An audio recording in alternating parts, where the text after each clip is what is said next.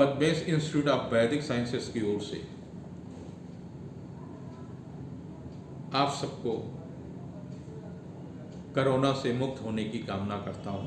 मैं पंडित के पद्मेश। सितंबर का महीना बहुत ही महत्वपूर्ण है। पितरपक्ष होंगे और सितंबर के महीने में सभी ग्रह किसी न किसी रूप में परिवर्तित हो रहे हैं। किसी का राशि परिवर्तन होता है, मंगल वक्री होगा, गुरु मार्गी होगा, शनि भी 29 सितंबर से मार्गी होगा, राहु केतु का भी परिवर्तन है। तो इस प्रकार से 9 के 9 ग्रह सितंबर के महीने में परिवर्तित हो रहे हैं। सबसे ज्यादा महत्वपूर्ण बात है कि पितरपक्ष है। क्यों आवश्यक है पितरपक्ष में आपको पितरों का तर्पण करना, श्राद्ध करना? मनुष्य माता पिता की कृपा से इस संसार में आया है। शरीर जो मिला है वो माता पिता की कृपा से मिला है। शरीर में जो ऊर्जा है जिससे आप चल रहे हैं, सब कुछ कर रहे हैं, ये देव कृपा से। आपके अंदर जो पछता है, आचरण है, उस सबको काट छांट करके एक अच्छा नागरिक बनाने का काम ऋषि का है। तो इस प्रकार से 3 लोगों का आप पर ऋण है: देव ऋण, ऋषि ऋण और पितृ ऋण। पितृ ऋण से मुक्त होने के लिए आपको 15 दिन का समय मिलता है और इन 15 दिनों में आप पितरों से प्रसन्न करके घर की सुख शांति समृद्धि बनाते हैं। कई लोग छोटी छोटी गलतियां करते हैं, अपनी सुविधा के अनुसार काम करते हैं। तर्पण करेंगे तो कहो सुबह 6 बजे कर लें, शाम को कर लें, श्राद्ध काल में भी शाम को कर लें, जो सर्वथा अनुचित है। आपकी कुंडली में भी कहीं न कहीं पितृदोष है, और अगर वो पितृदोष है तो संतान होने में बाधा होती है। संतान आपके साथ में खराब व्यवहार करती है, संतान बीमार रहती है, घर में कलह रहती है, पैसे बहुत आप कमाते हैं फिर भी आपकी घर के अशांत रहती है, पैसे की कमी रहती है, घर में आपका रहने का मन नहीं होता, घर से आपको बार बार लगता है किससे पिंड छुटा करके घर से बाहर जाएं। ये सारे अगर आपके अंदर लक्षण हैं तो ये मान लीजिए कि आपकी कुंडली में पितृदोष है। 84 प्रकार के पितृदोष होते हैं, उनमें से कोई भी पितृदोष हो सकता है। अगर 10वें स्थान का है और 4th स्थान का है तो माता पिता के कालखंड से ही पितृदोष आया है, यानी उनकी भी कुंडली में पितृदोष रहा होगा और वहां से आपकी कुंडली में पितृदोष आया। अगर आपका 12वें भाव का पितृदोष है तो आपके अपने पूर्व जन्म के संस्कारों के, पूर्व जन्म के कर्मों से पितृदोष आएगा। अगर आपके 5वें स्थान पर है तो भी कई जन्मों का आपका लेखा जोखा का गड़बड़ रहा जिसके कारण से पितृदोष आया। तो ये कहीं न कहीं पितृदोष आपकी कुंडली में है और उससे तमाम प्रकार की समस्याएं भी हैं, इनसे आप मुक्ति पा सकते हैं। 3 सितंबर को आश्विन मास प्रारंभ हो रहा है, लेकिन 2 सितंबर को 10:48 से प्रतिपदा प्रारंभ होगी। कई बार पूर्णिमा का श्राद्ध होता है, तो पूर्णिमा का श्राद्ध उसी दिन हो जाएगा। और एक एक दिन, जिस दिन आपके पिता का, दादा का इस संसार से विदा हुई, उस तिथि को आप श्राद्ध कर्म करते हैं। पितरों का श्राद्ध मध्याह्न में होता है, यानी 12 बजे के बाद ही होता है, उससे पहले नहीं होता। उसमें पिंडदान करते हैं, गंगा के किनारे कर सकते हैं, घर में कर सकते हैं, नदी के किनारे कर सकते हैं, तालाब के किनारे कर सकते हैं। बेहतर हो आप अपने पुरुष को बुला करके उससे कराते हैं। पिंड जौ के भी बनते हैं, पिंड खोया के भी बनते हैं, और पिंड बालों की मिट्टी के भी बनते हैं।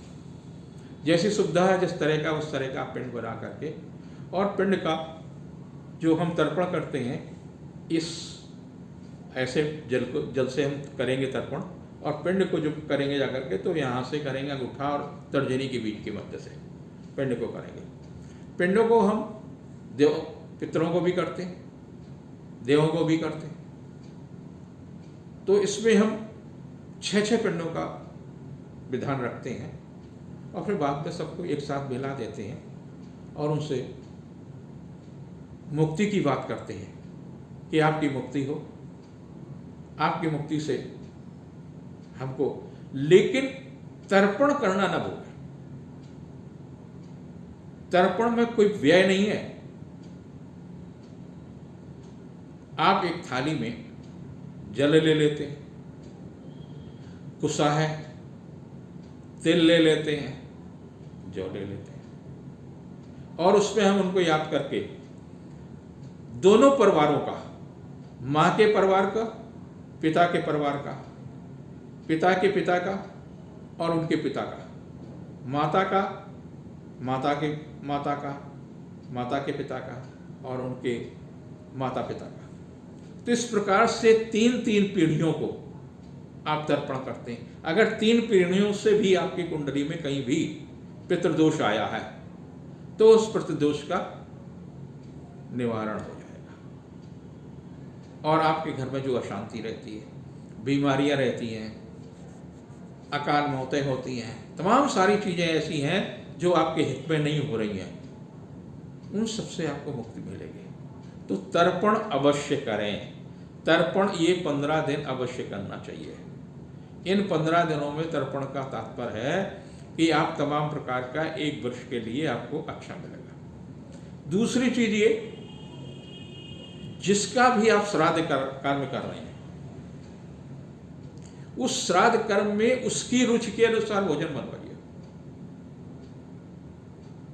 और भोजन में पहले आप पुरोहित को भोजन कराएंगे, जो आपका पुरोहित है। पितृ जो है कई बार कौवे के रूप में आते हैं, तो कौवे को भी कराएंगे भोजन। चींटियों को भोजन कराते हैं, चींटियों के रूप में आ जाते हैं। स्वान के रूप में भी आ जाते हैं, स्वान के रूप में कराते हैं, गाय के रूप में भी कराते हैं। इस प्रकार से पितरों को हम भोजन कराते हैं। और आपको लगेगा, अगर आपने आस्था के साथ और तन्मयता के साथ कर रहे हैं, तो आपको लगेगा कि नहीं, हमने जो कराया है, पितृ का एहसास भी होता है। बहुत बार एहसास होता है। आपकी श्रद्धा और आपकी एकाग्रता और कर्मकांड का जो विधान है, उसको अगर पूरी तरह से नियमानुसार करते हैं, तो कहीं न कहीं जब आप वो प्रसाद के रूप में उनका भोजन ग्रहण करते हैं, तो आपको कुछ अलग प्रकार का ही स्वाद प्राप्त होता है। सामर्थ्य के अनुसार दान दक्षिणा भी करें। आपकी अपनी सामर्थ्य है, आपका अपना स्थिति है, उस प्रकार से करें।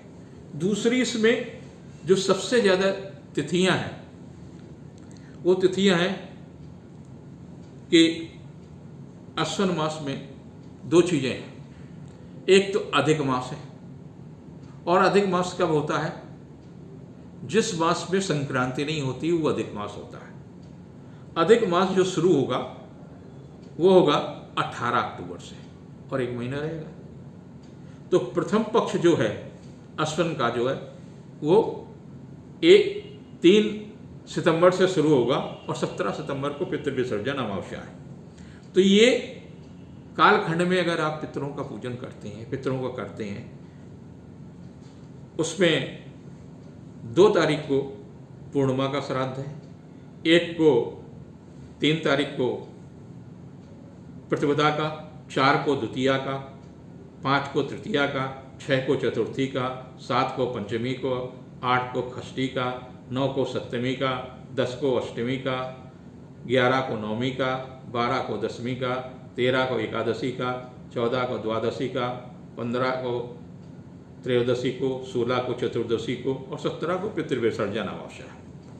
इसमें जो नवमी होती है, नवमी को मात्र नवमी कहते हैं, यानी सभी महिलाओं का श्राद्ध एक ही दिन होता है, नवमी श्राद्ध है। उसमें सौभाग्यवती जो स्त्रियों की मृत्यु होती है, चाहे दादी रही हो, चाहे माँ रही हो, चाहे नानी रही हो, कोई भी रहा हो, उनका श्राद्ध एक ही दिन होता है, नवमी के दिन, और उसमें सौभाग्यवती स्त्री का ही श्राद्ध होता है। तो श्राद्ध अवश्य कार्य करना चाहिए। कई बार क्या होता है कि हम श्राद्ध में हमें पता ही नहीं है हमारे पितृ कब हुए, तो उसको हम आखिरी दिन श्राद्ध कर देते हैं।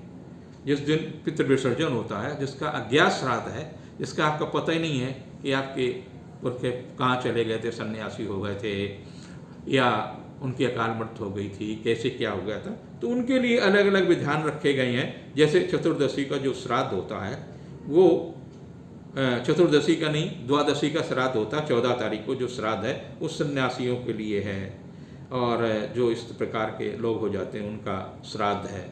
और 16 तारीख को जो उनकी अकाल मृत्यु होती है, हिंसा में मृत्यु हो जाती है, दुर्घटना में मृत्यु हो जाती है, तो उन लोगों का श्राद्ध किया जाता है। तो इस प्रकार से श्राद्ध कर्म करना नितांत आवश्यक है, बड़ा सरल है और बहुत बड़ा लाभ है। आप पितृदोष से मुक्त होने के लिए श्राद्ध कर्म अवश्य करिए, पितरों को प्रसन्न करेंगे, आपके घर में सुख शांति समृद्धि आएगी।